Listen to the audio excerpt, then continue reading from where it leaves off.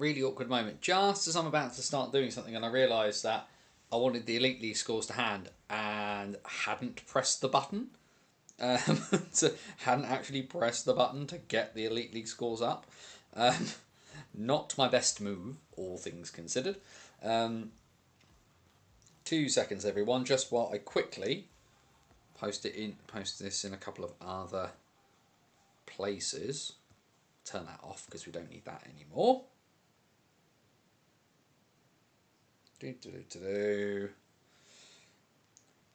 The joys of technology and fighting the algorithms, which is a massive pain in the bum, all things considered. I'll post that there. And we'll post... Just trying to think of where else to... Put that. Let's put that there. Chuck those things in there. Right, button. Hit the button. The button. The button.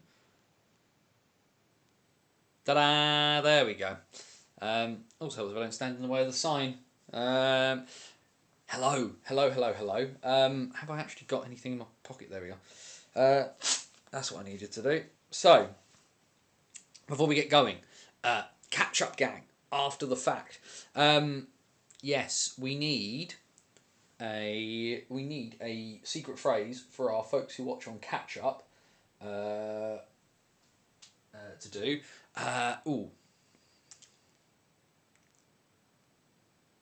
I'm just here to ask about the Banners mobile. You might have to explain to me what you mean there, Lauren, because I'm not quite sure what I mean. Well, I'm not quite sure what you mean by that. The secret phrase for people on catch up: hobby horse. Hobby horse. You can make it one word or two, but also as well, if you're doing on catch up, do the secret phrase and then just stick in a thought about the show as well. That'd be great. Andrew's already put the scores from the Elite League in the chat, which is super helpful. Always appreciate that, Andrew. You are the bits and pieces. Thanks for folk asking the warm-up question. Genuinely have spoken to people who want draws back. These are the people I think who are, who see it in football and aren't are keen on such things. I've just realised as well. Just need to edge that down. There we go. Because then Pucky's actually in shot. But yes, Lauren, I don't quite know what you mean by that. If you could stick a bit more in the chat, I'll quite happily answer any question, but I don't know what you mean about the Banners mobile. It's a bit of a tough one. I might have... I'm old and I don't remember things. Either way, let's crack on and get back to it, shall we? Guys, gals and the gender fluid and all beyond the binary, it is Wednesday night, it is 8 PM, and welcome back once again to the BOTW What's Current stream. My name is Anthony Russell, here to talk you through the weird and wonderful, wacky world of the National Ice Hockey League structure. Here in Great Britain, we focus on the National Division. That is our bread and butter, that is our home port. But, of course, we go through absolutely anything and everything from the National Division, as well as Division 1 and Division 2 in the north. And in the south, the Bannersmobile, right? Yes. The Bannersmobile is my 2015 Honda Jazz, Lauren. Sorry, because I'm an old man, and here's one for you folks. I didn't learn to drive I didn't pass my test until a week before my son was born. So I have a really sensible sensible family car. And if you have small children, I would highly recommend a Honda Jazz because they are essentially TARDISes and there's a bunch of space in them, so they're really, really good. But yes, the Bannersmobile is a really, really fun car to drive. It should be said though, if you've never met Joe Scutts from NHL Stats, Joe of course does a bunch of different things, commentates on the B streams, does all of the box scores for Division 1 and Division 2 that we use here on the stream as well. Joe's really tall. Joe's not a small man.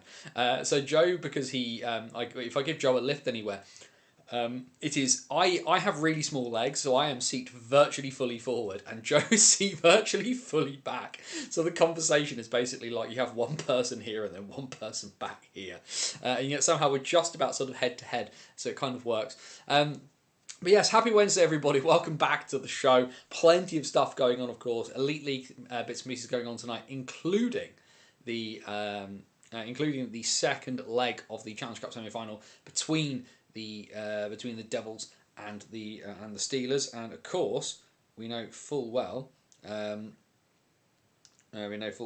that the Belfast and Nottingham are going in their first leg tonight. So as we can see, Belfast leading by 2-0 in the second period, thanks to Mark Cooper and Kieran Long. And the Devils have tied up the whole encounter. Steelers win in the first leg 2-0. The Devils now 2-0 up at what I assume will be the end of the first period. Cole Sanford and Josh McDonald with goals for the Devils there. So we'll be keeping an eye on that. Of course, big thank you to Andrew Day, our social media scoreboard supremo of British hockey, for keeping us up to date with that. Keep your bits and pieces coming in for the warm-up question. And, well, we'll do our usual housekeeping bit. And apologies, I seem to be coughing out now, which is really irritating. Let's get some water. As I can see, Mr. Silent Night himself, Chris Callahan, is in the chat. But yeah, so we'll just quickly do the housekeeping bits and pieces at the start of the stream. If you're new, listen in. If you're old, hum along, join in the words. bannersonthewall.wordpress.com, your number one source for all things related to the National Ice Hockey League. Of course, you can go through a bunch of bits and pieces. The big things to keep tabs on, Banners on the Road. That's my series where I take you on my weird and wonderful winding journey through British hockey, and that gives you a deep dive into the last game I saw. Last Saturday night, I was alongside Joe Scutts on the commentary for the Berkshire Bees and the Telford Tigers. Did a bit of a video special with that. There's graphics and everything, and I even did it in a different part of the house. Ooh.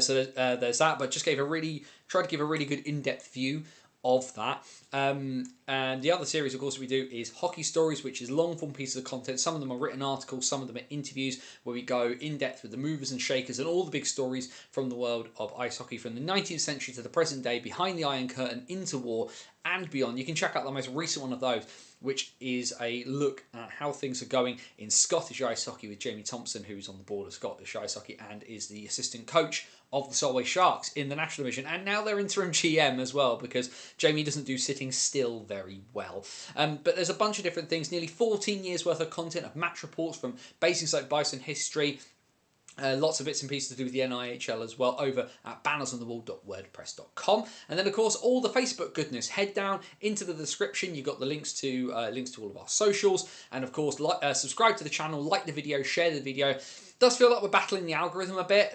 And like the share reach of what happens is not getting throttled, because I don't think we're big enough to kind of be throttled, but the more you like and the more you share it, and the thing is as well, everybody says this on their podcast, even the ones that are ginormous, of course.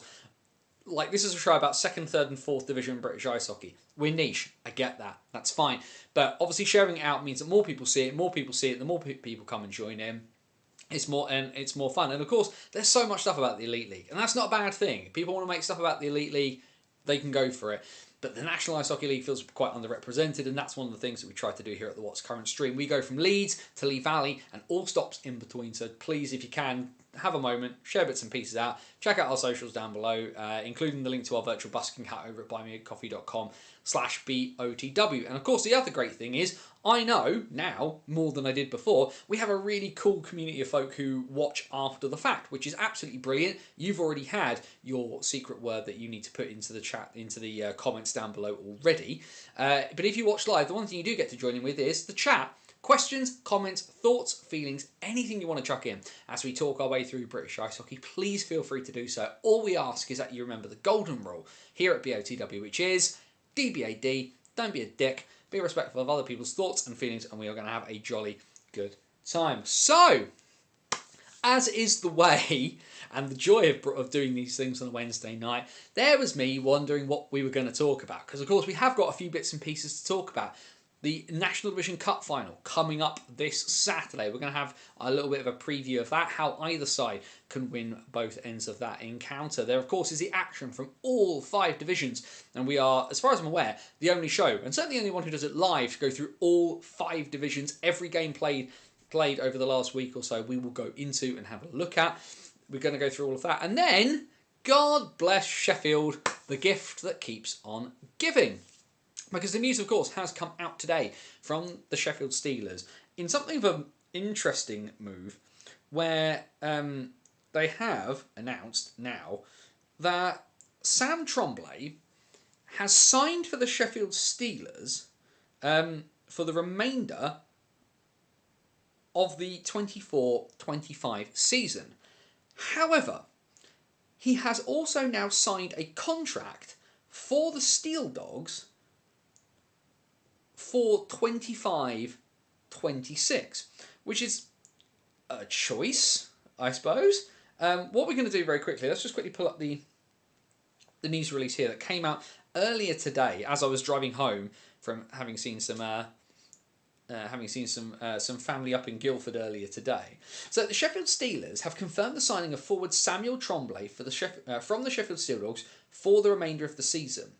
Tremblay played for the Steelers at the start of the year in our successful Champions Hockey League campaign before returning to the Steel Dogs, helping them climb the table and have a much more settled and successful year. So let's pause there for a sec as we go through this. So the Steelers, to make a transfer permanent for him to play in league play, the Steelers have to permanently move him. The Sheffield Steel Dogs, whilst they are owned by the Steelers, are a separate entity and a separate registered entity, meaning that he cannot be moved up and down. There's no two-way setup for imports in British hockey. There is in a couple of places, in Finland for example, where the loan system within the Finnish system allows guys to be sort of loaned up and down. Former Hockey Stories interviewee, Andrew Rocher, sorry, pronounce his name right, Andrew Rocher, has been loaned up and down as a netminder between different teams. But for an import to play, their ITC card, their international transfer card, if they have one, has to be moved permanently to a team, and he now cannot go back to the Steel Dogs for 28 days, meaning that, given the fact that Tremblay would have to really not perform at all at elite league level, which, given the fact he played at it before, you'd hardly unsuspect. But at this point, it would be virtually impossible for the Steel Dogs to have him for the remainder of the year. Outside possibility that it does happen, maybe, but it would be very, very hard to do so. He obviously, because the rules in the Champions Hockey League are different, Tremblay was allowed to play with the Steelers in that tournament. We saw him miss the old bits with the Steel Dogs as a result because he was called up.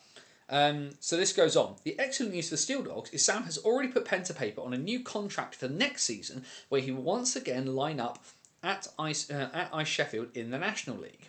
Steelers head coach Aaron Fox said, Trems played an important role in our CHL success and played the game at a high compete level and will bring an important two-way game to our group. He can play multiple positions and be slotted up and down our lineup. With our current situation and the deadline looming, we needed to add someone that we know will help us. The player market is as thin as I've ever seen, so I felt like this was a decision we needed to make, and the best addition out there was someone right across the road who knows our systems and played really well with us. When I spoke about this opportunity with Trems this summer, I know his schooling wouldn't allow him to be with us for a full season, but with only a couple of months left, both sides wanted to make this work. I do understand that this will affect the Steel Dogs, which I can understand will leave some of their fans upset, as he's a key guy for them. What I think they will be happy to hear is Trems has signed back for the Steel Dogs for next year as well, and is committed to help build something special there. This will also allow a couple of Brits to step up with some more ice time as well. It's been a great year, a great first year relationship with the two-way options, and we plan to build off this year's success and continue to close that gap with those teams at the top. I also believe this shows how strong this relationship is between both organisations. From a recruiting angle, when you can show this potential pathway for players, it will only open up higher quality imports that may look at the situation differently now as well. I do appreciate the ownership, along with Jamie and Morgs, for getting on board, as I know it's not an easy one for them in this. Tony Smith, club owner Tony Smith said, this is an unusual situation, but I believe will help both sides moving forward. It will, of course, be a tough one for some Steel Dogs fans, but I ask that they trust the process here. This is part of the building blocks as we build a new and exciting Steel Dogs club that can attract the best players from abroad and here in the UK. Players will see that there is a pathway when joining the Steel Dogs, should they perform well, where they can move forward with their careers. Sam will be assisting us in that process next season when back at Sheffield. So the short version there from the Steelers as an organisation is, again, as I mentioned earlier on social media today, trust the process. And I think the one thing that people will immediately look towards is, and I can see Jamie has said it in the chat, it shafts the Dogs. So The thing I think that people have to look at this is that there's a way to look at it from the lens as it is and the lens of the way Sheffield want things to be. The Sheffield Steelers owning the Sheffield Steel Dogs is effectively for one reason and one reason only. And that, from their perspective, so they say, and we'll take them at their word for it, is to develop players to come up into the Sheffield Steelers. Now, I think a lot of us, and I must admit I included myself in this, we're looking at this from a perspective of they're going to develop the Brits. Well, actually, Sheffield have now said, actually, that's for everyone. We're going to use, imports have got that option as well. The issue there is that the rules do not help Sheffield in this, do not help Sheffield with this. Because as I said, because of the nature of the way transfers for players with international transfer cards happen, you can't just pull a guy up and drop him back down again if you're an import. With the Brits, as we've seen, Finlay Ulrich, Ivan Björkley Nordstrom, these guys have had the opportunity to come up and come down because of their age and their contract status. If you're British trained, movement between the two clubs is fine. But there's always been this barrier in the way of imports being allowed to do that. So like I say, they effectively have had to pull Tremblay from the Steel Dogs roster, and unless he completely causes a massive issue and just doesn't perform at all, he's not going back to the Steel Dogs for at least 4 weeks. And you have to venture, given the nature of that press release that we've just read, that we've just talked about, that's not going to happen. Personally, for me, I find it a bit strange, and I think this is the question that I would ask Sheffield out loud, that if you are going to have a club where you are going to bring in some of the best Brits, and let's face it, the top end Brits for the Steel Dogs are pretty decent. We've seen Finn Ulrich start to put his claws into a spot in the Steelers. We know how highly thought Ivan Björkley Nordstrom is by the Steelers and the organisation, and the Steel Dogs as an organisation. They've got other guys there. They've got all of those netminders. If you're short on players, what are they there for, if not for this? That's the question I'd ask. And I can hear immediately what people are saying. Tremblay's an import. He's played in the league before. He's already of the requisite quality. He's playing down as a favourite. And this is always something that's going to happen. Lee mentions as well about the signing deadline. Well, it's not the Elite League signing deadline. The signing deadline for the National Division has passed because of the 25% rule. But the IIHF signing deadline hasn't happened yet. So the Steelers have got that option to make it. But again, this is what we're doing. But what are they there for if not this? Now, Sheffield's response will be, but that's what Tremblay's there for. And Walker Summer. Elmeri Helfals is, 22, 23 years old. He's had that shop window as well. This is for all of them. But ultimately, if you want the Steel Dogs to compete on the level that you want, you have to give them the best chance. And actually, where you have a glut of British talent who are already used to moving up and down,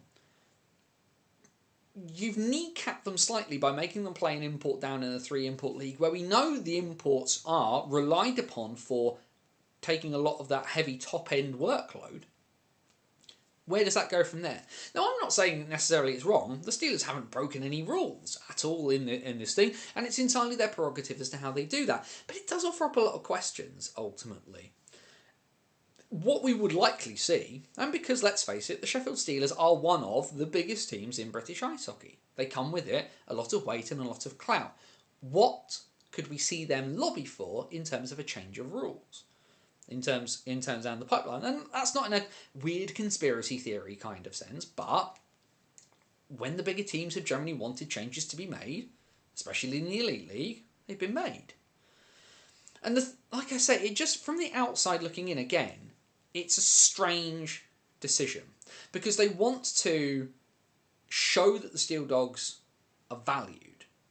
They want to show that they are part of the family. And then it's not an unreasonable feeling for many people that they have made a decision here that has diminishing returns for the Steel Dogs. Because ultimately, as people have alluded to, there is zero chance for the Dogs to get somebody in. The 25% marker has passed. And if they bring in an import now, they can bring an import in, they can play him, but he cannot play in the playoffs. So what do we do here? And the message from the Steelers is, trust us. Okay, and trust the process, which gets thrown around a lot. And I don't necessarily think that you shouldn't not trust the process. I've said that, this year is a different year for Sheffield. Last year, bit of a mulligan, because they made a poor choice as an organisation and tried to change things midway through the campaign.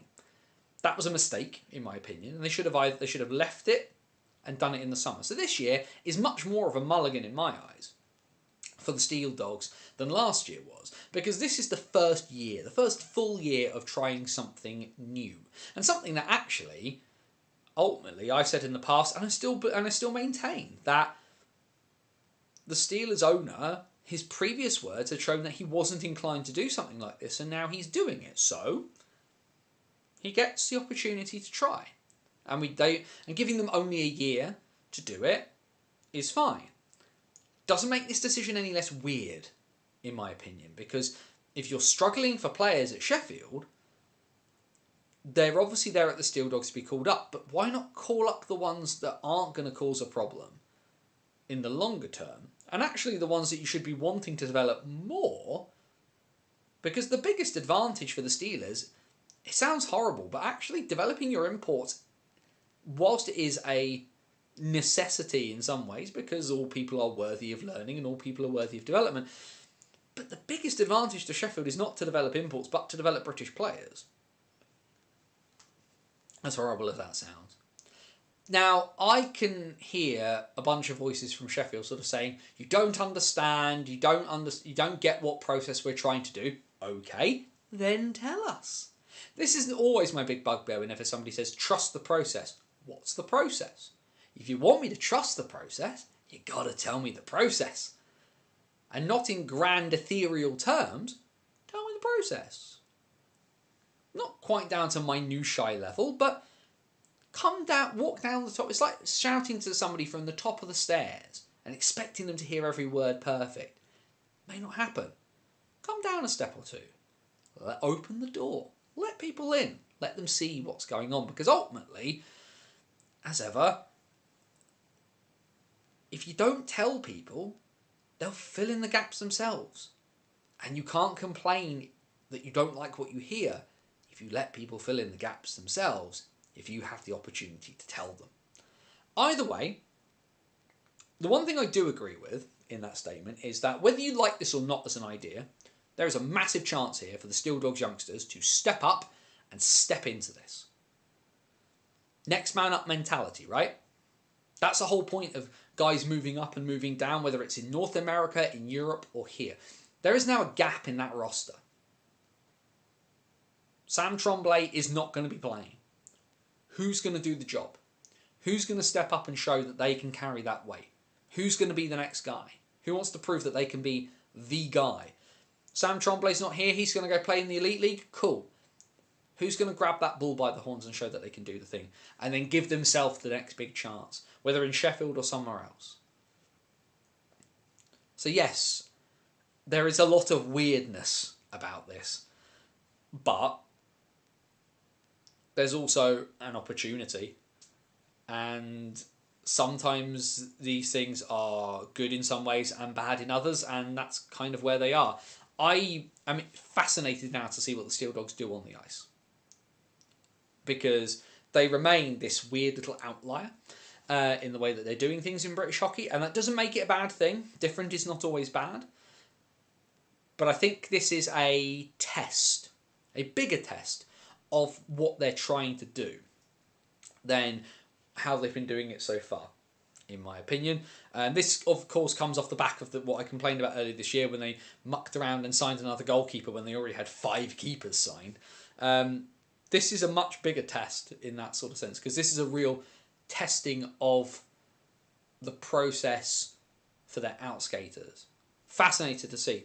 how it works. And I'm sure we will keep tabs on that on here throughout the remainder of the season, so don't you worry about that. Andrew has stuck in the chat that the Belfast Giants lead by 2-0 against the Nottingham Panthers at the end of the second period. He says, quickly flicking back and grabbing up the bits and pieces from elsewhere. Still 2-0 Cardiff in the second period at the Vindico, as we will have a look back at last weekend in the National Ice Hockey League National Division, which of course goes back to last Thursday evening, just to make things very different. Of course, a weird night to do any games, but it resulted in a pretty big win for the Peterborough Phantoms. They'd obviously come off of the previous weekend, having a tough weekend. No Hayden Levine, Luke Clark not getting the protection he necessarily needed on the back end. But on Thursday night, all was forgiven. Hayden Levine back between the pipes, and a big shutout win for the Peterborough Phantoms as they get back on their horse. A 6-0 win over the Berkshire Bees over in Britain. Goals in this one, 2 from Duncan Spears and goals from Cam Huff, Luke Ferrara, Austin Mitchell-King, and a late goal there for Louis Kynaston as well. Always great to see the youngsters getting that extra bit of ice time. Whatever you think of Slava, he does give the kids a chance, and fair play to Kynaston for taking that opportunity. He's been quite impressive when I've seen him this season, it should be said. That then takes us into last Saturday, the 8th of February, and well, yeah, a tough night for Romford after a big long journey and a comprehensive win, and a needed win, as they look to try and steady the ship from some of their recent wonky form for the Hull Seahawks. And a big night as well. If you've not seen the clip, that Lee Hayward goal where he goes end to end is pretty impressive, all things considered. A couple of goals on the night from Lee Bonner, a couple from Jason Hewitt, as well as goals for Emil Svek, Bobby Chamberlain, Johnny Cornwell, and as we mentioned, Hayward as well. Goals for the Raiders coming from Jake Sylvester, he had 2 on the night, Sean Miller and Reed Morrison as the Hawks double up the Raiders on Saturday evening at the world's most versatile arena.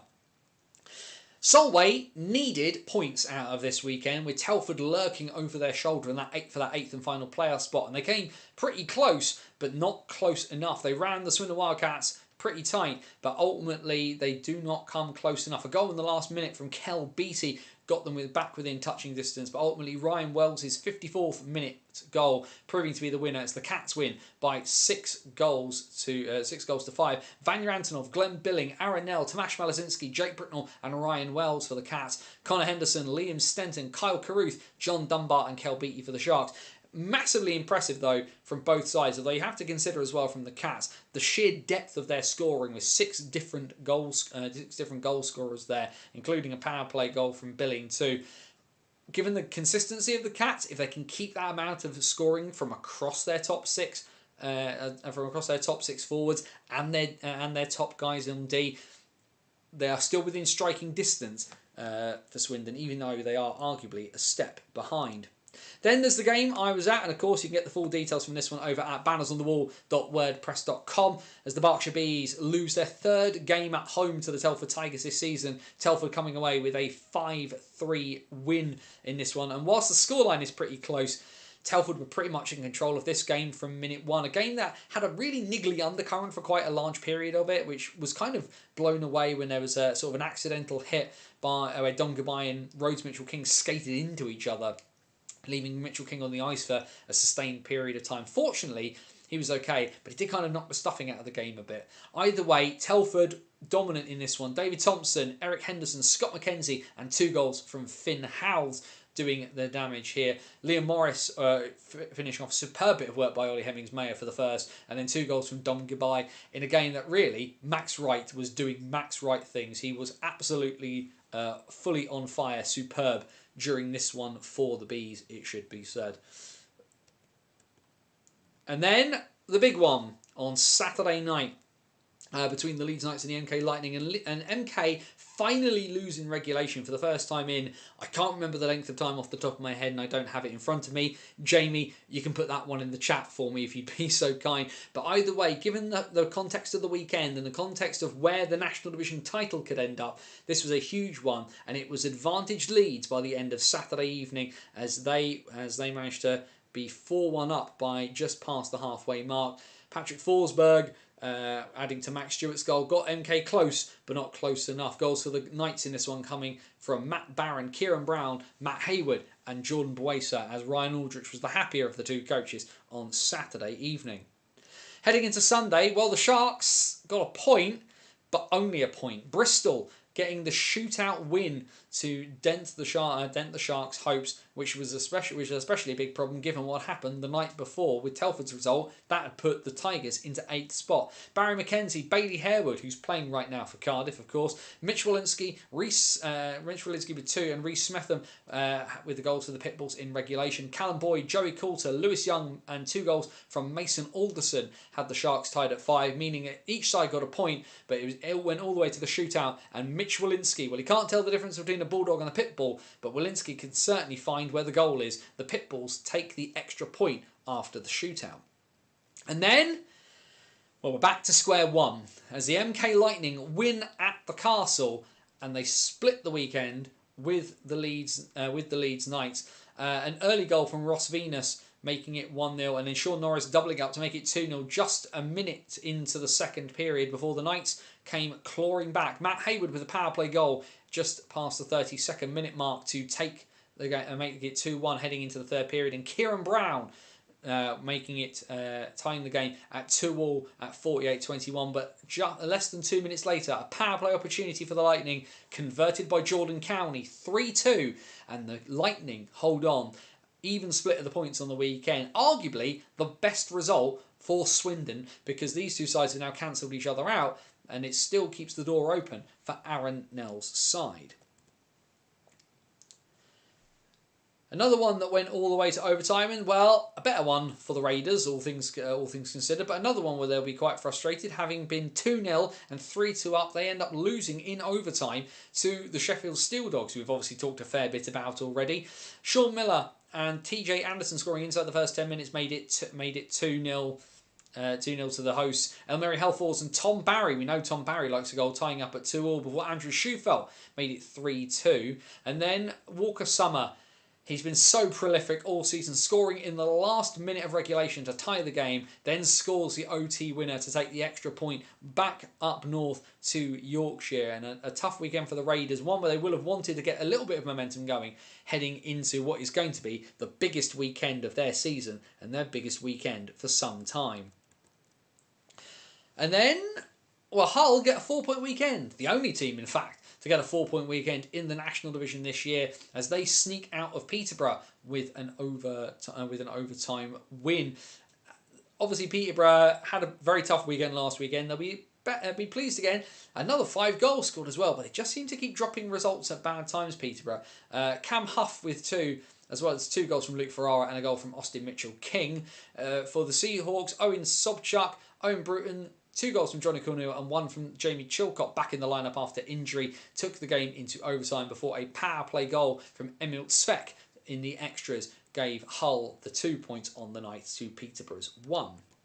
And then the last game from Sunday, well, opening a little crack of light for the Solway Sharks, knowing that they'll be heading back home this weekend for the first time in a couple of weekends, as the Bees get an overtime win against the Tigers. Like I said, the Bees have lost every game in Slough this year against Telford, but managed to get 2 points in Shropshire on the night. Finn Howells, 2 goals from David Thompson and 1 from Scott McKenzie for the Tigers in regulation. Jacob Ransom with his first goal since joining the Bees from Romford. 2 for Marcel Balash and 1 for Ralph Sesenis in regulation, before Will Stead, who's had the most prolific goal-scoring season of his career, getting the overtime winner with 27 seconds left in the extra frame.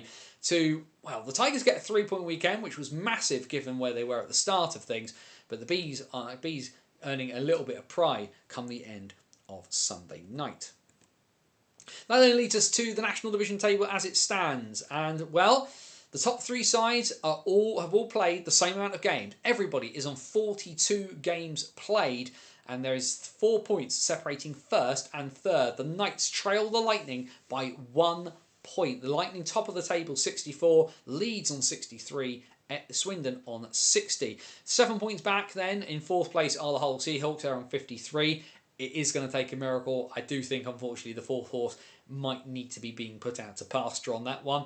The Steel Dogs are in 5th place. They're on 50 points, having played a game more than Hull on 43. 48 from 42 for the Peterborough Phantoms. 42 from 42 for the Raiders in 7th place. And then, as we can see, well, they have played a game more, and Solway are not completely out of sight yet. Telford in 8th place, 36 points from 43 games. Solway, 35 from 42. Bristol are 5 points back. They are in 10th place on 30 points from 42. And then the Bees, well, they're starting to catch up on Bristol and are clawing them in that race for the Wooden Spoon. 26 points from 42 games. The race at the bottom. Mathematically, the Bees are not out of the playoff spot, but they are 10 points back of Telford with only a game in hand. You can just see there, Jamie, what's that? 501 days in the 27th of September 2023 to the 8th of February. No complaints. A very disappointing night last Saturday for MK, but the boys certainly made up for it on Sunday, which is what we like to hear. So then, what we need to talk about, as I click that one, is this one. It's the big one this weekend. The final of the National Division Cup. 2 legs across this weekend between the Leeds Knights and the Romford Raiders. They will meet this coming Saturday night in Romford at Sapphire Ice and Leisure. That is a 5:15 face-off in Romford. And then, the same time, the following night, Planet Ice Leeds at the Castle for the first piece of silverware of 2024-25. Gold and blue versus a different shade of blue and gold. And a massive, massive game for both sides. Leeds, of course, who have been the monolith, the powerhouse over the course of the last few years in the NIHL National Division. 2 back-to-back league titles and a playoff title. But the one thing they have never managed to add to their arsenal is the National Division Cup. And then there is Romford, who had the most turbulent season in Romford hockey history for quite some time. Pulled everything together under new ownership and a new head coach at short notice. Ran the table to qualify for the semi-finals of the Cup, and then outdid MK on MK Ice to make the final. It is very much David versus Goliath. The underdog story is there to be told, and it will be tragedy or triumph for Adam Leishram and Ryan Aldrich. We'll talk more about that final in a moment. Elsewhere in league action on Saturday, of course, with those two sides going head-to-head, means we have 4 league fixtures on Saturday. Bristol welcome Peterborough. Sheffield take on the Bees at Ice Sheffield. Solway with a massive home game, their first home game in 3 weeks, as they take on the Hull Seahawks. And then a big game, another one with title implications. The Swindon Wildcats and the MK Lightning will meet at the Link Centre. And then on Sunday, as the National Cup is being decided, you can join me and Joe Scutts if you are so inclined. We will be on the call at the Slough Ice Arena for the Berkshire Bees and the Solway Sharks. Really looking forward to that one. I love watching Solway. Always a good group of folks, and a huge game considering the fact that, as you can see there at the bottom, Telford play Bristol. Playoff qualification implications on the line. Elsewhere, Yorkshire Derby at the World's Most Versatile Arena. Hull take on Sheffield, and again MK. Well, if the MK are going to become National Division champions, they've gone through the fire. Last weekend, home and home with Leeds. This weekend, home and home with Swindon, as the Lightning welcome the Wildcats to the Thunderdome.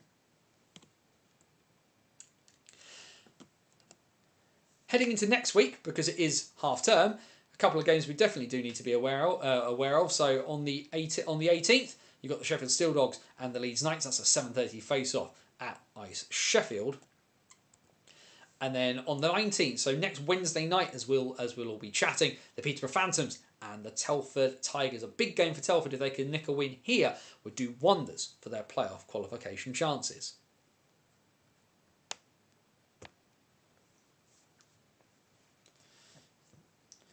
Just see them in the chat as well. Cardiff now lead on aggregate against the Steelers. Zach O'Brien has scored at 30-45, meaning that the Devils lead on aggregate.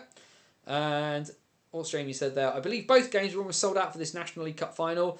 Also nearly sold out at the Link on Saturday, with over 2,200 tickets sold at the Thunderdome on Sunday. Very, very good. It's great news for the National Division as a product if we're getting lots and lots of folk tuning in. We definitely do like that. I'm just double checking something because my wife, obviously not being in the room, has sent me a message and I'm just checking. Okay, no, that's all right. It's not. She has sent me a meme to look at later, which we will be absolutely fine with for now. Either way, National Cup final, which we will talk about talk about briefly here. Leeds, Romford, who wins? So there is no bad answer in this one as to who wins the tie. If I'm honest, Leeds have been the best side in the division for the last 2.5, 3 years. Let's be honest about that. Leeds have won the league because Leeds have been the best team. They've put everything together and have been more than the sum of their parts. This has been the thing that has been lacking from them. And ultimately, where they are now in a much tighter title race than they've had for quite some time, this could be the only thing Leeds win this year. And where people might think that the cup is a nice additional thing for Leeds, like I say, MK lead the league. And we saw that Leeds were solvable in the playoffs last year because Peterborough did it to them and then stole it from their grasp at the last moment. This is big for Leeds because it keeps their trophy run going and ultimately justifies some of the squad building that Ryan Aldrich did over the summer if this ends up being the only trophy they win this year. For Romford, well, it sounds horrible to say, but they've not been here for a while and they don't necessarily know when they'll be back. This could be the only shot they get for quite some time. Yes, it's been a interesting season to be a Romford Raiders fan. It's been a pretty interesting last 7 to 9 months to be a Romford Raiders fan. How can either of these two teams win it? Because let's be clear here. Romford can win this cup. Leeds can very easily win this cup. We know that because Leeds are Leeds. But let's make no mistake here. Romford can win this. How can Romford win it? Well, they went and played MK with game plan, and actually they need to kind of do the same thing. And ultimately, the book there is written, and the highlights are there on YouTube for everyone to see. Adam Leisham needs to go and have a look at what Peterborough did, because ultimately Peterborough were forced to kind of play a little bit more out of their shells than they were maybe comfortable with. But you just have to kind of go at Leeds. You can't step back. And this is what worked for Romford against MK. If you shrink back and let them come at you, they will come at you full force, full power, and will overwhelm you and score lots of goals. This is what Romford need to be able to do. They weathered the storm of MK coming at them and shooting lots and putting lots of pressure on the net early because, spoiler alert, nobody does that for 60 minutes. It's impossible. You can't do it. The Raiders have got scoring talent. They need Shufelt and Miller to be on their absolute best. If Morrison is allowed to play, he needs to be hitting everything within half a centimetre of him, and he needs to be able to break quick and maybe get a short-handed goal if the opportunity arises. Romford need everybody. It is a one-man, all-in job. And yes, we talk about Shufelt and Miller with the goals. We talk about Jake Sylvester adding secondary offence. We talk about how good Ethan James is in net. And I maintain that playing Owen Ryder the other weekend was a really sensible idea to give him a little bit of rest. But let's be honest here. Since Romford made the cup final, their form has been more up and down than a mountain stage at the Tour de France. The biggest thing that Romford need to do is they need to do, like I say, they need to do three big things. One, everyone's got to be committed to the game plan. They've got to be able to step forward, push up and push on because, like I say, if they shrink back against Leeds, it's not going to go very well for them. They need to get the crowd into this game. I can see Jamie stuck it in the chat about it being hostile for Leeds on Saturday evening. This is what Romford need to do. They need to make this place loud and noisy and uncomfortable for Leeds to play in. Because ultimately Leeds are a really good hockey team. Really professional. They've got some top guys who have seen it all and done lots. Even in his young career, Kieran Brown has seen and done a lot. They need to get Leeds off of their game by whatever means they can find it. And the best way to do it is to make Leeds chase a game, because just like MK and just like Swindon, if you make them chase the game, they're not good at it and they panic and they make mistakes when they panic as a result. That's what happened in the Cup semi-final to MK. That's where Romford are here. And the other thing that they need is to try try their level best and maintain their discipline. This is hard for Romford because it is their game to be in people's faces. I've said before that Raiders hockey does not come with nuance. It's not about finesse. It's about going through you rather than around you. But they cannot give the Leeds power play an opportunity to bed in, because ultimately, as good as Ethan James is, statistically, he can't save everything. For Leeds, it's really simple. They got to walk into this game like they're the Leeds Knights. They've got to get their heads up. They've got to have that swagger, because when Leeds have that swagger, nobody can touch them. It doesn't matter who. We know that they've lost more games this year than they have in previous years, and that's fine. But they've also been in these situations, and they know how to win big games. We saw in last year's Cup where Hull game planned Leeds off the ice for 120 minutes, but then were mentally spent by the time that they got there. Macasey Morrison can play. I believe he can, because he counts as injury cover rather for Leishram. I believe that's the case, but as no one has ever said anything out loud, I don't know. So I'm going to go with that. But I assume he will be playing, John. But yeah, so for Leeds, they need to kind of go in and assess the situation. It'd be really easy for them to just run in full force and try and blow Romford out of the water, but they could punch themselves out. It could be well within Romford's scope to kind of play a bit of a rope-a-dope. I don't think it's a good idea, but they could just hang back and see and let Leeds gas themselves out and then hit them on the counter.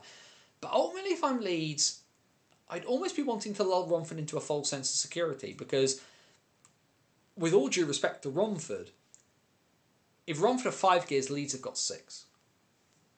If Romford have 6 gears, Leeds have got 7. We know the quality is there, and we know that, yes, it's been tough for them in the Cup. They just haven't seemed to get themselves over the line, but they have all of the players with the ability to do it. And let's be honest, the league table doesn't lie. Romford are 7th, Leeds are 2nd, and Leeds come into it with back-to-back league titles under their belt. That's what I mean. The Leeds Knights have to just remember that they are the Leeds Knights. Let Kieran Brown run the show. Let Matt Bissonnette just go to work in his office. Let Matt Haywood grind his way through. Let Matt Barron do all the various things he does.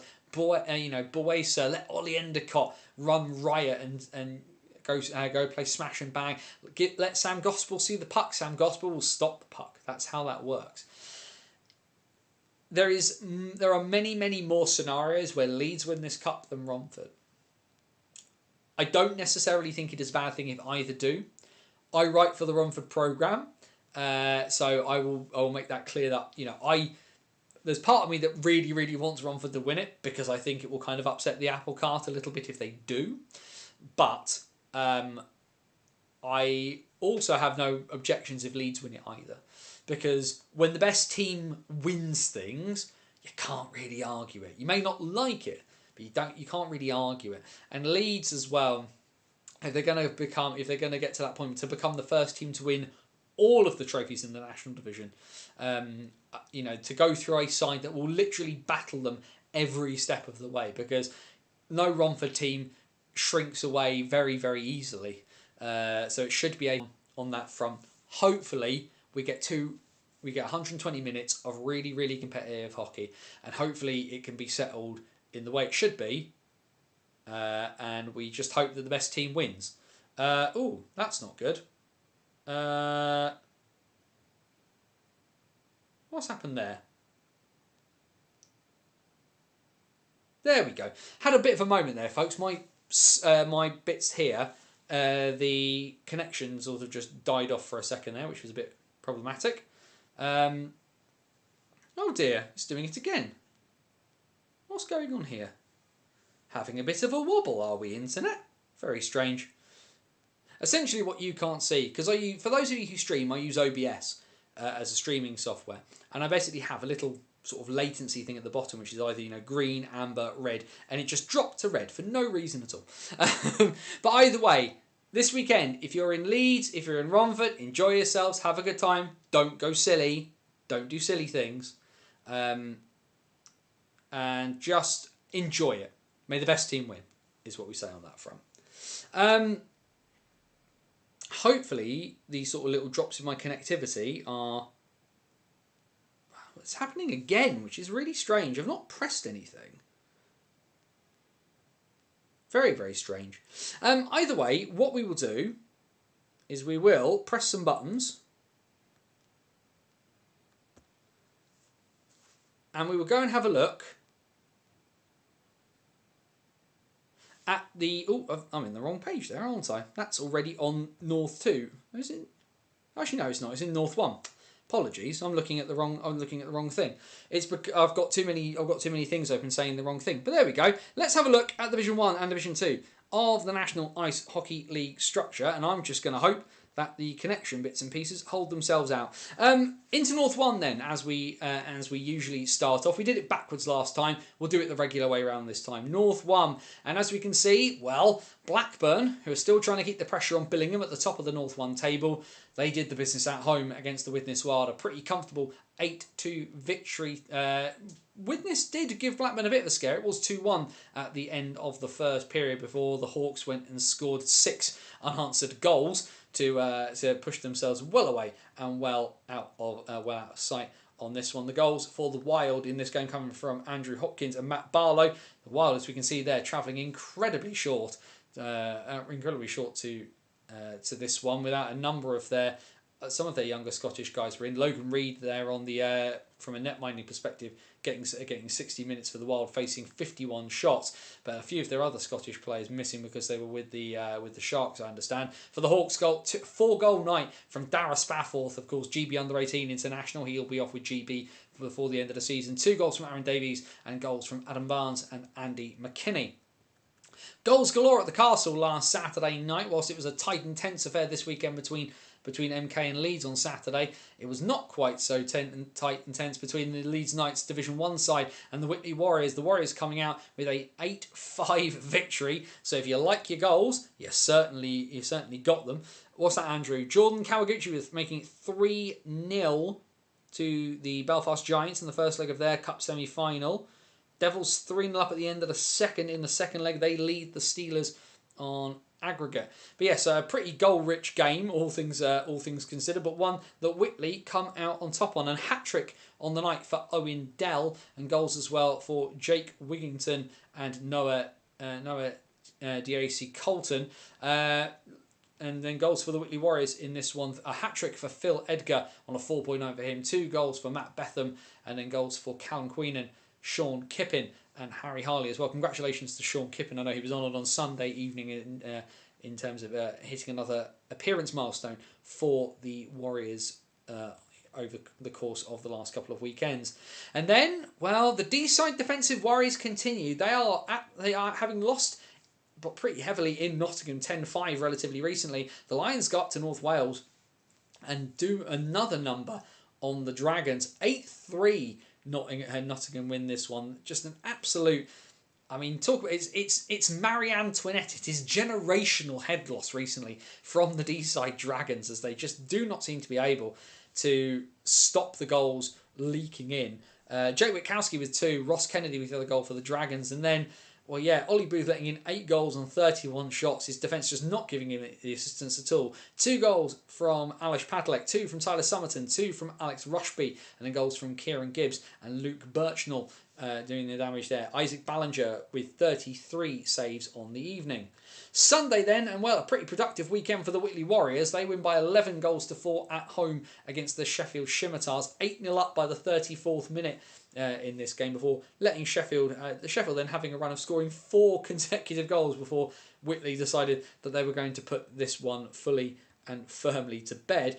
Goals for the Scimitars coming from Simon Williams, Joe Matthewman, Christian Pelling and Marcus Janssens. And goals for the Whitley Warriors, 2 for Kyle Ross, 2 for Lewis Crisp, and it's individual goals from Sean Kippin, Phil Edgar, Adam Wood, Harry Harley, Jamie Ord, Callum Queenan and Harvey Starkey in this one.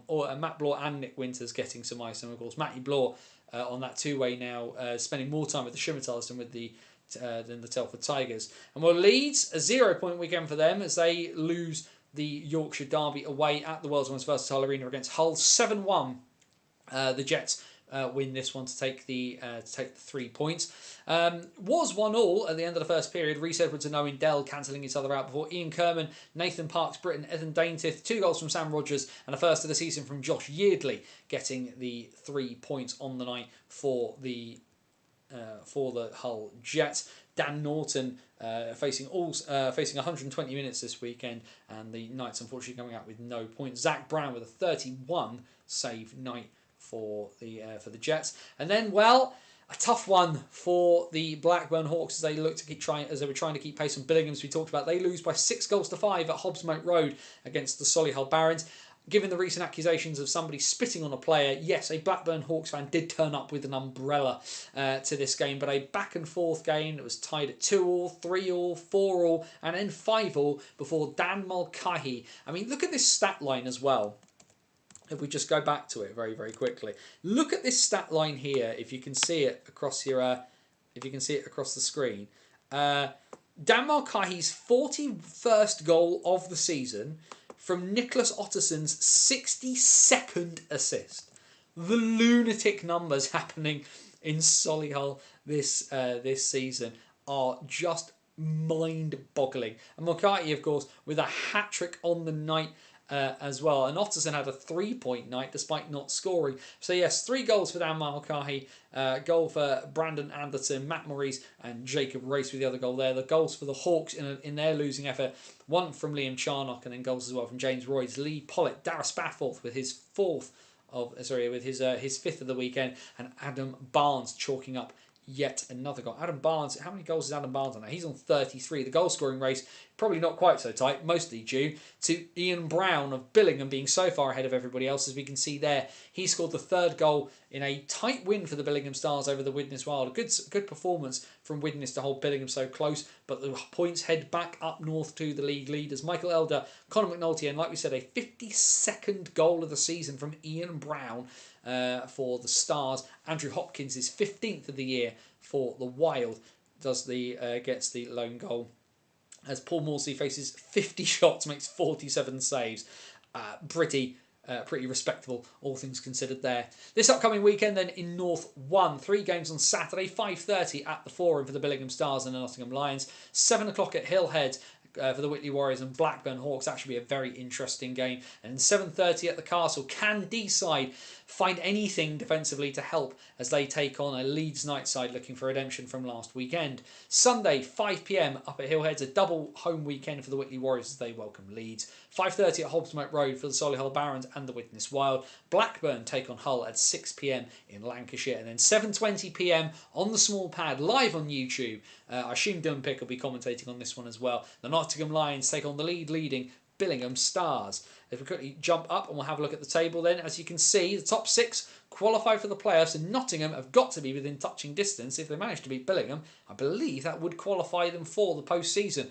But Billingham there, top of the table, have played the same number of games as Blackburn and have the 9-point advantage. It is all eyes towards the Forum in terms of the current most likely destination of the North 1 title. But as it stands, Billingham, Blackburn, Solihull, Hull, Deeside and Whitley. So Deeside, despite the fact that at the moment they do not seem to be able to stop a beach ball with a net, are in the playoffs and have got to start turning things around soon. As you can see there, they are now, having qualified for the playoffs, have scored 147 and conceded 148 goals. Nottingham are in 7th, Leeds are in 8th. They are level on games with the Widnes Wild with a 6-point advantage over their opponents from Merseyside.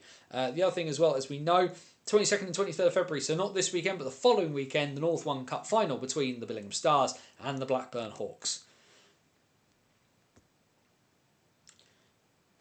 Heading into South 1, and, well, that top 4 have been a class above everybody else so far. Had a big, solid win for the Chelmsford Chieftains as they win by 5 goals to 2 down on the south coast against the Solent Devils. We will just quickly jump down because Aaron Taylor pulled from the game in the just at the halfway mark, having conceded 3 goals on 22 shots, swapped by for Rory Martin Edwards in this one. A tough one there.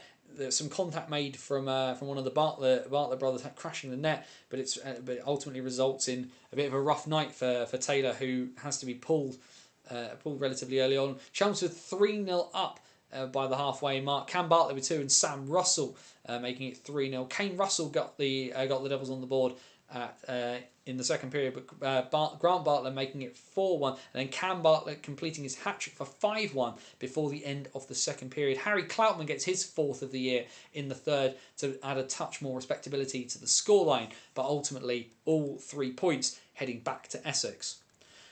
A big win at home on Saturday for the Romford Buccaneers. They put double figures onto the Cardiff Fire, winning by 10 goals to 4 against the Welsh side. Pretty sizable win as Romford keep themselves ticking over in what they'd hope would be some good form heading towards the playoffs. No Max van Mullen for the Buccaneers this weekend. He was backing up the Raiders for the duration, meaning that Sonny was the only netminder and had to carry the load. Concedes 4 goals on 20 shots, but it doesn't matter when you get this kind of offence. 2 goals for Uri Husker, 2 for Luca Pasquale, 2 for Tommy Huggett, who's dropped down to play a few games for the Buccaneers.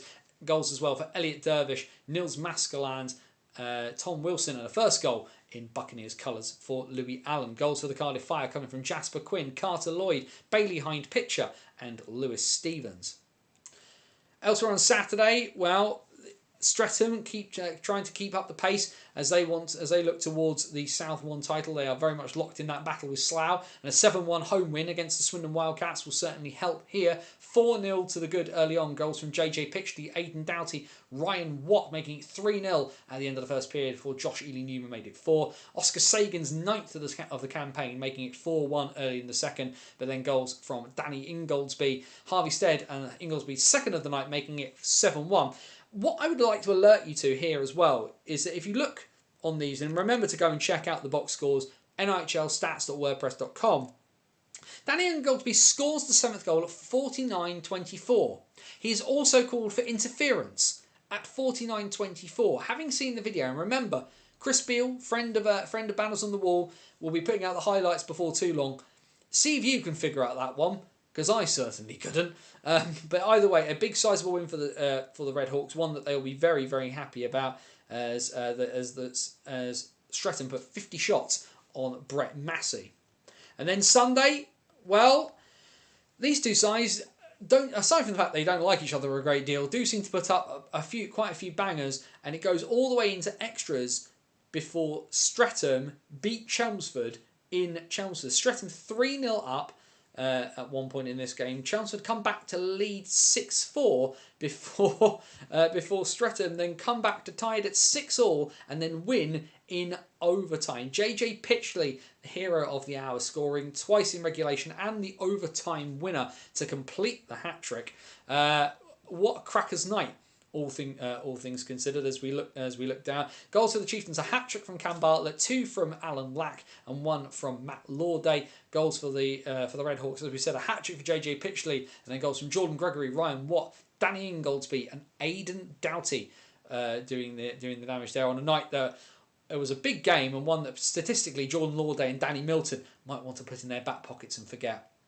At the opposite end of the table, a very big win in the playoff race for the Oxford City Stars. They dominate the MK Thunder in this one, 5-0 up by the 33rd minute, where they were able to keep the Thunder out of reach and out of sight as the Stars are battling the fire for that last playoff spot. Goals in this one for the City Stars: a hat-trick for Jake Williams and 2 goals for Alex Tidings and 1 for Harrison Hallen from defence. Goals for the Thunder in this one from Sean Reynolds and Xander Robinson. On Sunday then, well, having scored a lot on Saturday, they got their backsides handed to them on the Sunday. The Swindon Wildcats reversed their fortunes. An 8-3 win for the Wildcats as they defeat the Romford Buccaneers on a very tough night. Swindon 6-0 up by the half-hour mark, including a hat-trick inside the first 30 minutes from Jan Kostel Sr., as well as 2 early goals from Jay Warren and 1 from Hayden Lee. Shay Walmore pulled it back to 6-1, as much as you can pull anything back to 6-1, before Alfie Druitt and Ben Nethersall made it 8-1 by the end of the second period. Goals in the third from Donald Campbell and Harvey Briggs, taking a little bit of shine off of the scoreline, but a tough night at the office for the Buccaneers. Sonny Phillips facing all facing all 29 shots and letting up 8 goals, which is a pretty tough night at the office. Not one that the Buccaneers will want to put very firmly in the bin and try to forget about. And then, well, a really interesting one here. And we talked about that race for that final playoff spot. A massive, massive win for the Cardiff Fire. They beat the Solent Devils in Cardiff Bay by 2-1. James Matthews and Will Thurlbert, the heroes of the evening. Jack Peacock scoring in the third period for the Devils, who travelled with a few guys hurt and a slightly shorter bench than they would like to. Aaron Taylor unable to play. Rory Martin Edwards and Cooper Ivey, the net minding duo there, as Martin Edwards faces the full force. The Devils outshoot the Fire 49-24.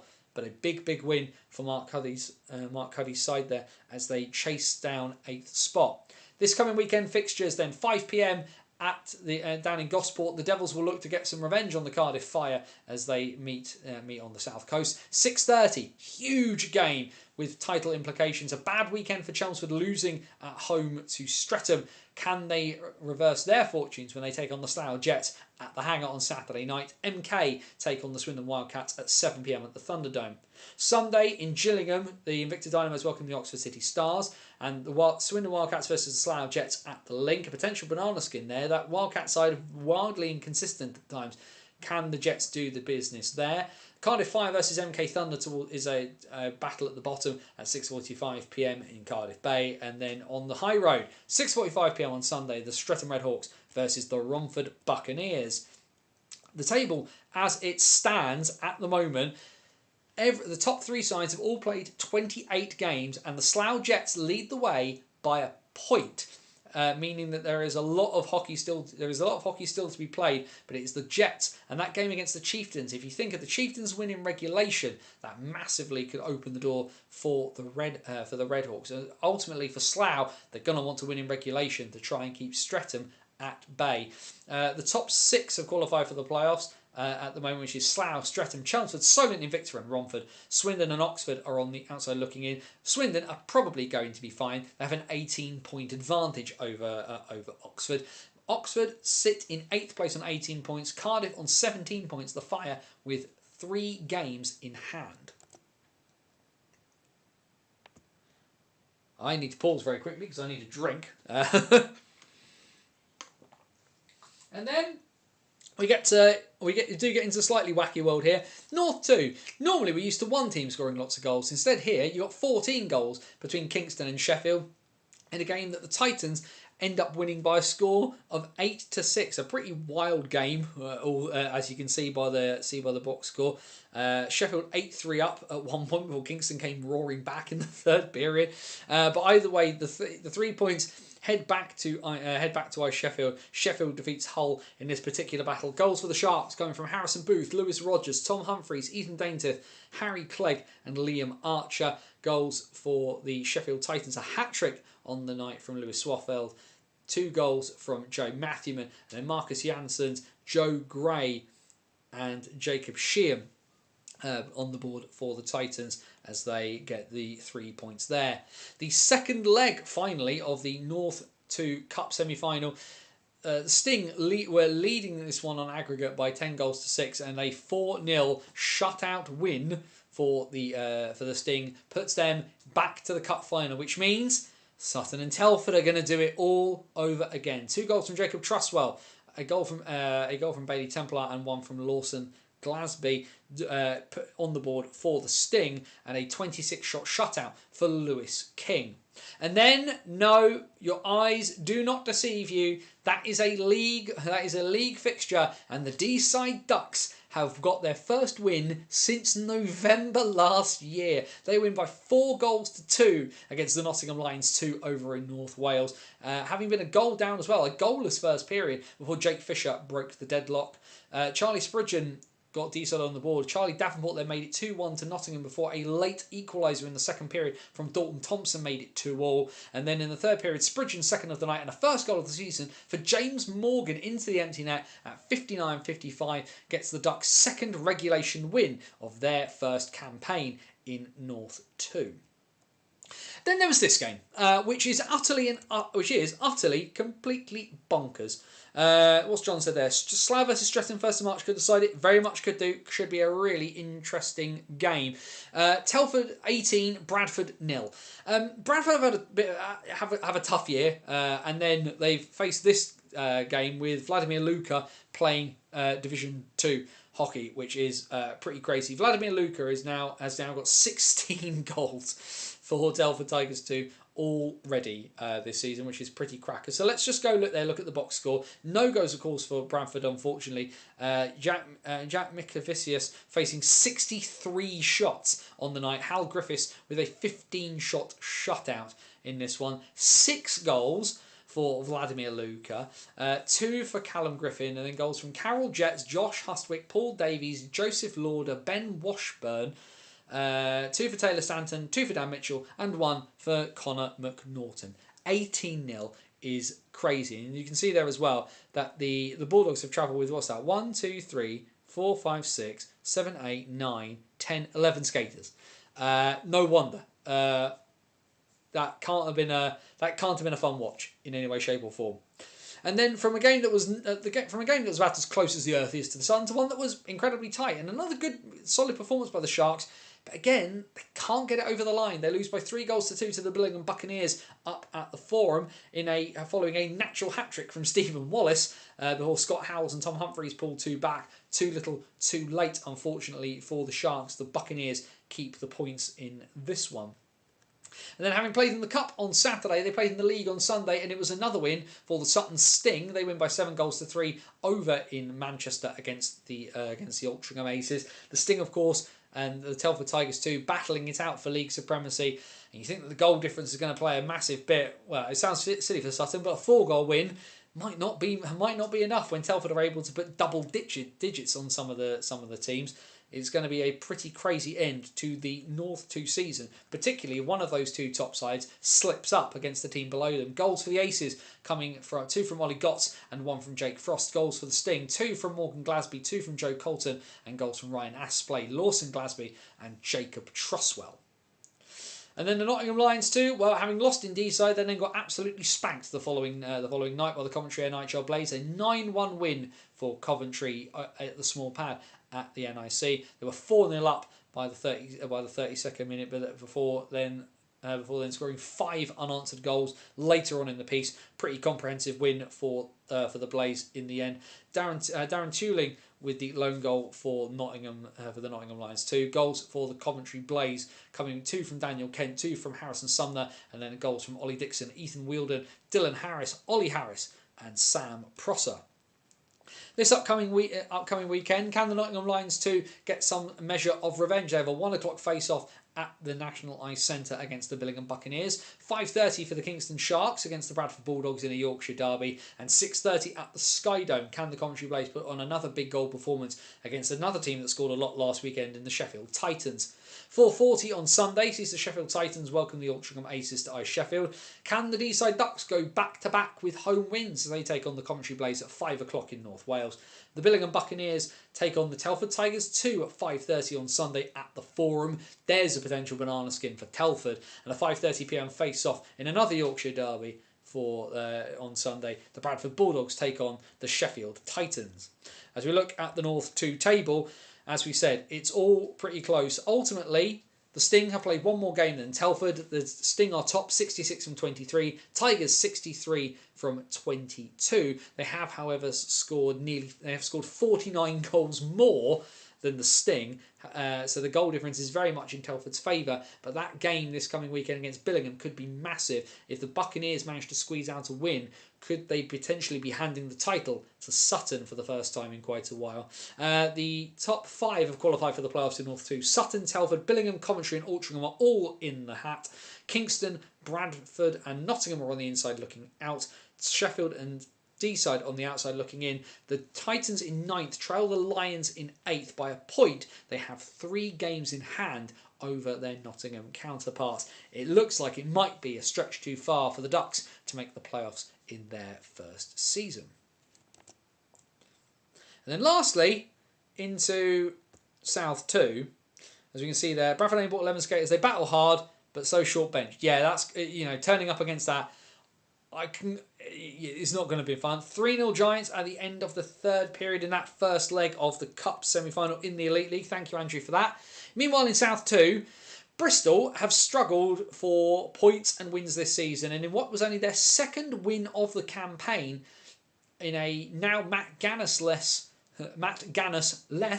Lee Valley Lions, the Bristol Pitbulls go to town, a 10-0 victory. A little bit of catharsis for Pitbulls 2 off the back of what's been a really, really tough campaign for them, as they absolutely blow Lee Valley away, outshooting them pretty comfortably by 55 to 32.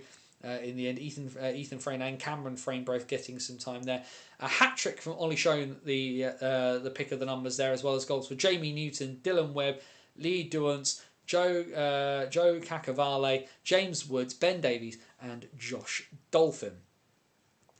Haringey and Chelmsford met in the Eddie Joseph Memorial Cup on Saturday. A solid away win for the Huskies. They win by 6-2. George Taylor had the Warriors ahead early before goals from Ryan Payne and Matt Gannis made it 2-1. Chelmsford did tie it up at 2-2. Eden Rolfe making it 2 apiece before a goal less than a minute later from Martin Jazz put Haringey in front, and it was a lead they did not lose. Goals in the third from Matt Gannis, Connor Smith and Stephen Woodford put the Huskies over the line in that extra cup competition. Meanwhile, in a game that I know Trevor Hendricks, coach of the Cardiff Canucks, have been really looking forward to. He said it was the big test for his side to see where they really stood in South 2, and well, the Canucks did not pass the test. Handily put to the sword by the Guildford Phoenix, of course. This weird scheduling in South 2 has seen Peterborough already finish their league fixtures. Guildford are now on the running. If they run the table, Guildford win the title. And this one was certainly one that can help. They win by 8-2 against Cardiff. 5-0 up at one point before Cardiff got themselves on the board. Goals for the Canucks in this one too, coming from Zach Shanahan. Goals for the Guildford Phoenix. A hat-trick from Teo Sire, added to by Josh Sherrington, Josh Abbott, Ollie Dennis, Paul Pett and their captain Nick Min-Hinnick.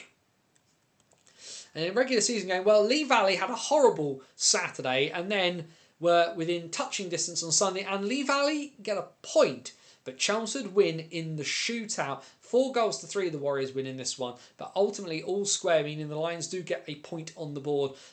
Kobe Grinnell Park, Cam Ritter and Tadger Allen with the goals for Lee Valley. Benji Powell, Eden Rolfe and George Hagan with the goals for Chelmsford. Ultimately, Raj getting the shootout winner, credited to his name at the end. In a game there, Cameron Frayne makes 47 saves and Luke Conley makes 58 saves. Shots galore in this one, certainly one for the stats. Not many games in South 2 this upcoming weekend, just the one on Saturday. Invicta welcome Lee Valley down to Gillingham at 7 p.m. And then on Sunday, Solent welcome Chelmsford at 5 p.m. down in Gosport. And Guildford's march towards the South 2 title continues. Can they avoid a potential slip-up away at the Oxpens against the Oxford Rising Stars?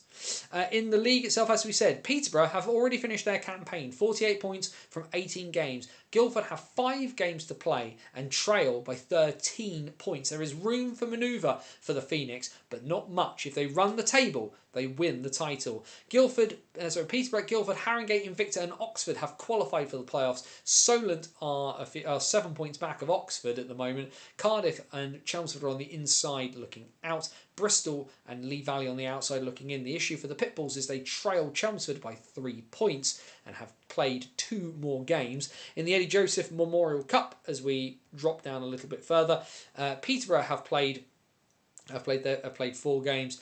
They have 11 points from 4, followed by Invicta, Lee Valley, Haringey and Chelmsford in the table there.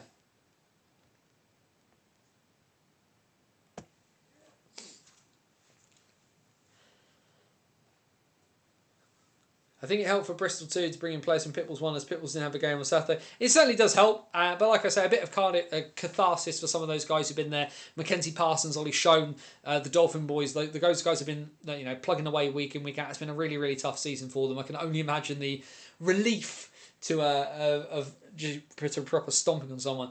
A 4th goal in Cardiff as the Devils now lead by 4-0, and it is proving to be a tough night for the Steelers at the moment, as Cardiff appear to be taking away that spot in the Elite League Challenge Cup final from them.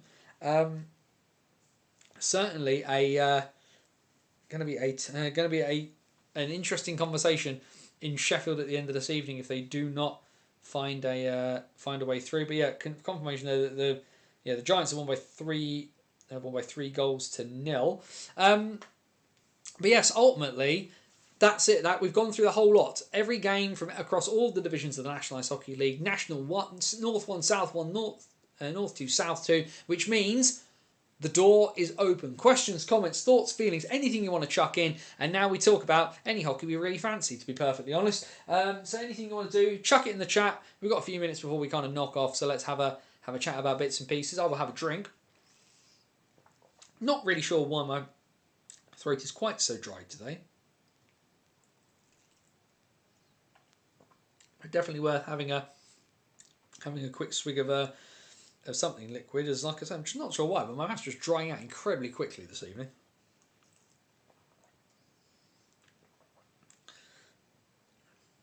Just seeing if there's any other news that has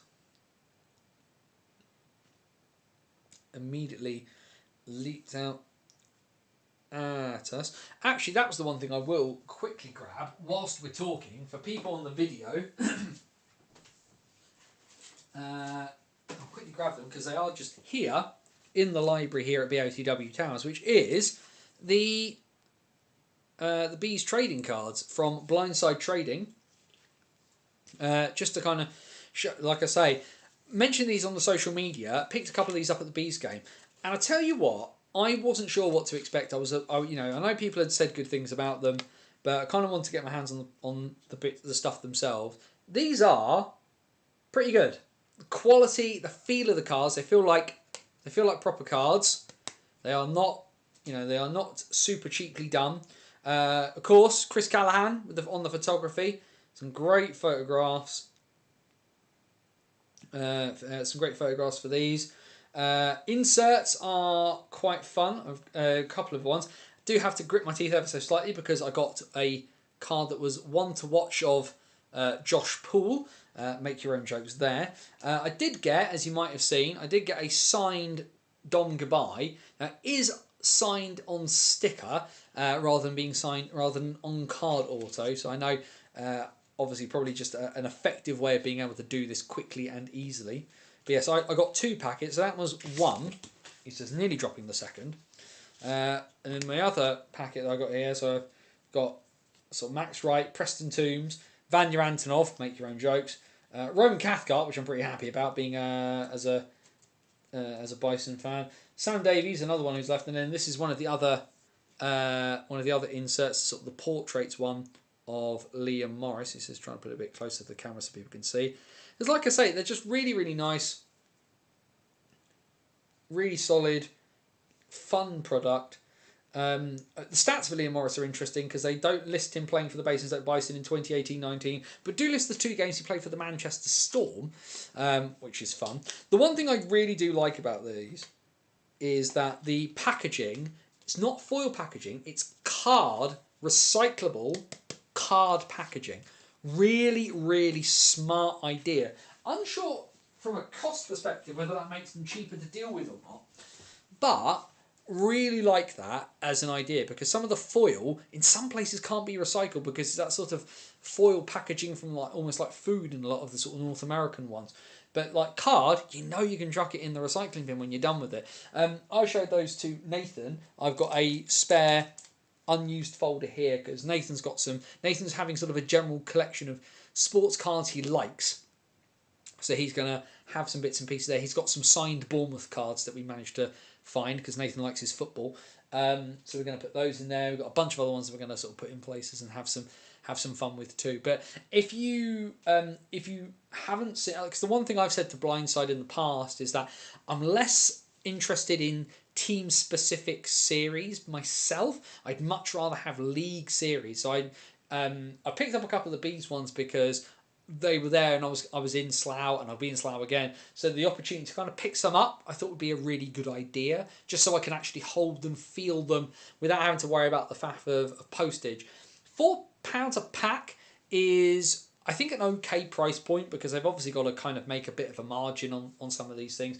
And when you think of the cost of individual packs of some other cards, it's pretty reasonable. Like you'd pay around a similar kind of price for a Pokemon pack in some places. So really, really good quality product. Really like it. Like I say, I'm not sponsored by Blindside, but hey, if Blindside want to send me some more to open, I won't say no. But really enjoying that one. All things considered, I believe the Steelers have scored. He says, just having a look at something. We will quickly click the button. The Steelers have scored. Mitchell Balmas has managed to score. It's now 4-1, which I believe makes it 7-6 on aggregate to the Devils. So that is a tough one to. That is going to make things a little bit squeaky for the Devils edging towards the end there. What time has that goal come? 47:25. There's a lot of hockey left to be played in that one. But yeah, chat. Anything else we want to talk about? Anything from any hockey from anywhere else? Let's see anything else anybody wants to talk about before we head out of here, because I've talked about the cup final and talked about Sheffield. It's made us really late. Is it all things considered? So yeah, that's a fun one on that. NHL ticks along. Alexander Ovechkin is edging ever closer to the goal thing, which for me at the moment in the NHL is the only fun thing. Andrew, I knew was going to come through at some stage. He's managed to put through for us the WNIHL results, which we will quickly go through from last weekend. Saturday then, by the looks of it, in Division 1 South, a 3-1 win for the Bristol Huskies away at the Firebees in Slough, and a big local derby that's been quite handily won by the Swindon Topcats. They beat the Cardiff Comets by 12-2. In North 2, a win for the Whitley Bay Beacons Division 2 side. They beat the Caledonian Steel Queens by 5-2.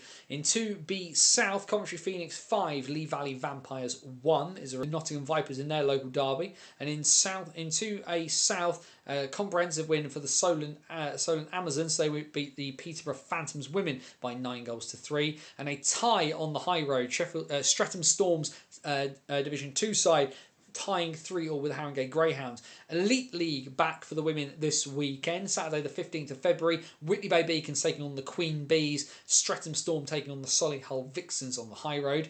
Sunday, 2 North Seas, the Kingston Diamonds Division 2 roster take on the Division 2 roster from the Sheffield Shadows. And in 2B South, Bristol Huskies 2 take on the Haringey Greyhounds. Sunday in the North 2 Cup, Widnes Wild Women Division 2 roster, they take on the Telford Wrekin Raiders. In the South 2 Cup, Chelmsford Pythons versus the Cambridge Kodiaks, and the Lee Valley Lions welcome the Solent Amazons to North London. Big thanks to Andrew for chucking the fixtures our way on that one. Plenty of hockey then across the country, whether it's women's, whether it's men's, that you want to go and check out this weekend. Certainly, if you're close to South London, could be a really interesting game between the Streatham Storm and the Solihull Vixens. The Vixens, of course, on the march towards that women's title, having beaten the Queen Bees both home and away this season. It's very much advantage to the team from the Midlands for the destination of the Women's Elite League title, having missed out to the Queen Bees last time out. Lots, of course, like I say, there's plenty of hockey wherever you want to get it this weekend. So definitely, if you get the opportunity, do go. As I mentioned, I will be back on commentary alongside Joe Scutts for the Berkshire Bees. We will be welcoming a lot of people from Scotland as the Bees take on the Solway Sharks. Big game of playoff implications on Sunday at the Slough Ice Arena. Get your streams and all those bits and pieces. Joe and I will be more than happy to talk you through. Some more fixtures there from Sunday from the Elite League. Guildford Lightning versus the Kingston Diamonds, and the Bristol Huskies taking on the Swindon Topcats. That should be a really interesting game in South 1. Also in South 1, the Chelmsford Cobras taking on the Firebees, which will be, of course, at the Riverside. Lots and lots of hockey. So much hockey. Almost too much hockey. Can't watch it all.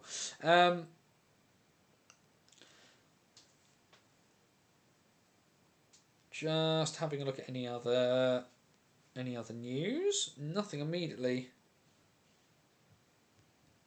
Like I say, nothing immediately leaping out that I can see. Like I say, we're edging towards 1:30.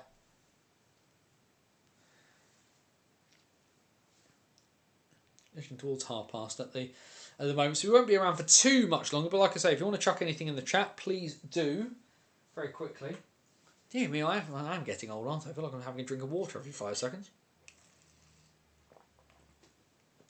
But yeah, looking forward to Sunday. Should be an interesting one.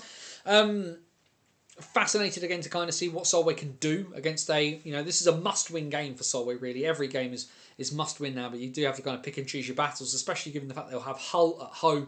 Big game, one they can win, but you feel like, given that Telford have kind of had a bit of an upswing in form, that Solway need as close to a 4-point weekend as they can get. A 4 or a 3 is going to be pretty big for Solway as well, all things considered. Especially when, if you think that they've got Telford have got they've got Bristol, which will be a game you would expect them to win. They've got Peterborough away during the week as well, and Telford are not playing on Saturday. So this is a big chance. So like that game in hand is effectively against Hull before they then kind of get it back. So Solway need big results this weekend, and they've got the ability to do it, but it's an execution thing at this point now, really, for the Sharks. Can they do it when it really matters?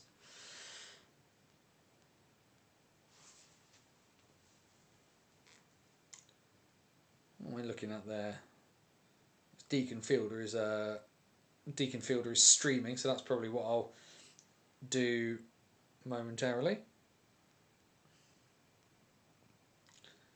From what I can see, can't see where there's been any more goals between Cardiff and Sheffield momentarily. I think at the moment that's kind of all of what we've got. But yeah, not 100. This Saturday should be an interesting one. I'll certainly try and at least watch the first leg of the cup final. Bit of an interesting one this Saturday as well, because it is it's full boys' day here at BOTW Towers. Me and it's Nathan and I being left to our own devices for the day as Emily goes out with her parents. So I'll take Nathan to his to his football practice, and then we'll just kind of work out from there. And then, like I say, commentary on Sunday. So I've got to do some prep at some point, which will be lots of fun. So bit of extra sort of stuff to get some numbers and bits and pieces like that from Solway, and I should be good to go. So my hope is I'll be able to because I'm off work this week, so I will be prepping tomorrow probably during the day just because I can, and then get stuff printed off, and then I will. Should be ready for Sunday. Of course, the big pain in the bum is that the numbers will probably be out of date. You can't do too much prep because the numbers, any statistics numbers and bits and pieces, are out of date on the Sunday if you print them off before the Saturday. So it's all a bit of a pig. So what I will probably do in this situation is just have a big long list of everybody and then just writing in numbers on Sunday morning at some point will be the plan. Either way, we are going to head out of here, so we will call it there. Bannersonthewall.wordpress.com, your number one source for all things related to the NIHL. Follow my journey through British hockey with the Banners on the Road series as we take the long, winding path through British hockey. Check out last weekend's game, in-depth look at the Berkshire Bees versus the Telford Tigers. We will go back into the box for more in-the-box thinking for this coming weekend's game against Solway. But you've got the last couple of seasons of me winding my way around, as well as lots of the old Bison stuff as well. And you can also check out our Hockey Stories series, in-depth, long-form pieces of content that take you across the width and breadth of ice hockey, from the 19th century to the present day, behind the Iron Curtain, into war and beyond. Interviews with the movers, shakers of British and world ice hockey, as well as looks back at some really, really interesting stuff. I've got the next piece done. The plan is it's an historical piece. The problem I'm having is that there is an X amount of research about the person I want to write it about, and I've sat down and I need to look, and this is one of the things I'm doing tomorrow, is looking about whether there's any more, because the issue being I don't want it to be too short of a piece, because the person in general I want to write about is bonkers. I mean, we're talking literally bonkers in terms of the life that he led. Just need to. I need a bit more research to kind of flesh it out a little bit, is the plan. But really, really interested to try writing about it if I can kind of find enough to flesh out the piece. Otherwise, it's just kind of like, he did this, then he did this. So we need to look at that. But yeah, Banners on the Road, hockey stories, all of that good stuff, as well as the back catalogue of the old BOTW podcast and our free-to-download tabletop ice hockey game, Dice Hockey, all over on the website, bannersonthewall.wordpress.com. Facebook.com/Banners on the Wall if you want stuff on Facebook. Twitter, X is @BannersOTW. Blue Sky is bannersonthewall.bsky.social. But the great thing is that we're on YouTube. Go down into the description, hit there's got the link tree there, links to all of our socials, including our virtual busking hat over at buymeacoffee.com/BOTW.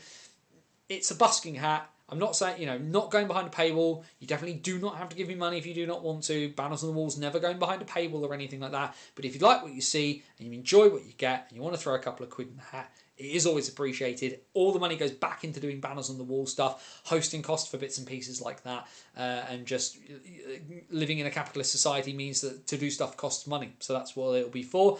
But yes, as well, YouTube, that is the joy. The Banners on the Wall YouTube channel, plenty of stuff on it that you can check out.